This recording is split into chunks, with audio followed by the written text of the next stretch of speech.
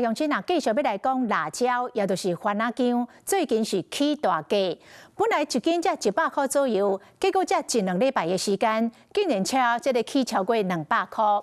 有採訪啊講，因為最近毒油的事件，所以邊境加強抽驗，真濟進口的番仔薑卡關，地區數量變少，所以價格才會對咧漲懸。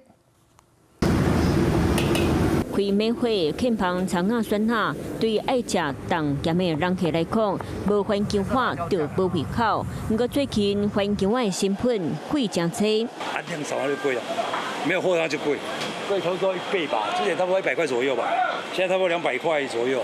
當然是難賣啊，一斤200多塊，當然是不好賣啊。過一兩禮拜價格直直飆懸，尤其是進口的番薑花數量特別少，就是天氣或者是產地問題。不過，到別大頭家講到，是因為毒油的風暴才會受影響。食藥署在邊境針對屬其他固定性植物油脂及其6分物的油脂產品，採加強抽批查驗，至2015年12月31日止。因為邊境的標準愈嚴格，將番薑的貨櫃卡條例，愛乖乖在咧港口耐心排隊。何況番薑進口商本地就無多，工會來源受到影響，價格自然變貴。一斤差不多80塊到90這樣。我們家都吃辣椒比較多，對啊，比較下飯啊。不太會，因為它只是配色，對我們來講不是那麼主要，我們只是每2根點綴一下而已，對啊，貴的話就不買。